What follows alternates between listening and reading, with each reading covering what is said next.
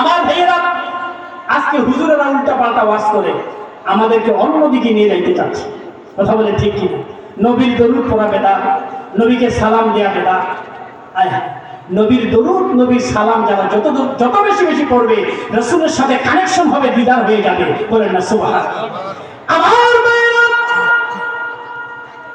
আল্লাহর নবীর দরুদ এত বড় তাৎপর্য, এত বড় গুরুত্ব। নবীজি দরুদ যারা অন্তরের মধ্যে একবার গাঁথতে পারবে, আমার নবী বলে, উম্মত রে টেনশন করিস না, প্রতিদিন যদি 200 বার করে আমি রাসূলের দরুদ তোর অন্তরে জপতে পারিস, আমি রাসূল তোকে না নিয়ে জান্নাতের বাড়িতে পা দিব না। বলেন সুবহানাল্লাহ।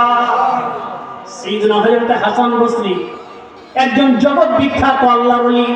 নাম কি? হাসান বসরি। হযরত হাসান বসরি উনার একজন মুরিদান, উনার একজন আশিকান। কয়েক মাস আগে কবরের বাড়িতে চলে গেছে একজন মহিলা আশিক। স্বপ্ন যোগে কথা হচ্ছে সাইয়েদনা হযরত হাসান বসরির সাথে। আমার ভাইয়েরা, আমি তো সেই হাসান বসরির কথা বলতেছি, যে হাসান বসরি পানির উপরে যায় নামাজ দিয়া নামাজ আদায় করেছেন। বলেন সুবহানাল্লাহ। কিসের উপরে? আমার ভাইয়েরা, বর্তমান যুগের মুমতাজুল মুহাদ্দিস শাইখুল হাদিস সাইকেলের সেন কয়টা বলতে পারে না, এত বড় ডিগ্রি নিয়ে বলে নবী আপনার আমার মতো সাধারণ মানুষ। জোরে বলতে হবে নাউজুবিল্লাহ, আর একটু জোরে বলতে হবে নাউজুবিল্লাহ। আমার ভাইয়েরা, হাসান বসরি তার জায়নামাজ পানির উপর বিছায়া নামাজ আদায় করছেন। আমি সেই হাসান বসরির কথা বলছি। মহিলা আসে কানের সাথে তার দেখা হয়ে গেল স্বপ্ন যোগে।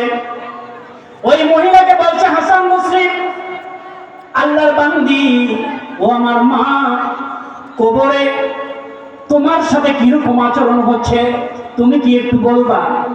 তোমার কবরের হাল কি, তোমার কবরের পরিস্থিতি কি, একটুখানি কি বলবা? আমার বাবা মহিলা বলতেছে, আল্লাহ বলি, একটা কথা বলি, আপনি শোনেন। কথাটা হচ্ছে, আমাদের কবরের মধ্যে, কবরস্থানের মধ্যে একটু আযাব হচ্ছিল, কঠিন আযাব হচ্ছিল। আমি সহ আযাবের মধ্যে গ্রেফতার ছিলাম। কিন্তু কয়েকদিন আগে কবরস্থানের পাশ দিয়ে একটা রাস্তা, ওই রাস্তা দিয়ে যখন একজন আল্লাহর ওলি হেঁটে হেঁটে যাচ্ছিল, আল্লাহর ওলিটা হেঁটে হেঁটে শুধু যাচ্ছিল না, আমার নবীর উপরে দরুদ ও সালাম পড়তেছিল। বলেন সুবহানাল্লাহ। ওই মহিলা বলতেছে, হাসান বসরি, আমি আপনাকে জানাই, এই লোকটা যখন কবরস্থানের পাশ দিয়ে যাইতেছিল আর নবীর উপরে দরুদ ও সালাম পড়তেছিল, এই ছোট্ট কবরস্থানে প্রায় 70,000 লোক আমরা কবরের বাড়িতে শুয়ে আছি। বলেন সুবহানাল্লাহ। ওই লোকটি বলতেছে, 70,000 লোক আমরা কবরের মধ্যে শুয়ে আছি। খোদার কসম করে বলি, লোকটা যখন দরুদ ও সালাম পড়তে পড়তে কবরস্থানের পাশ দিয়ে যাইতেছিল, সাথে সাথে রব্বুল আলামিন রাসূলের দরুদ ও সালামের কারণে আমাদের কবরের আযাব একেবারে মাফ করে দিয়েছেন। বলেন সুবহানাল্লাহ।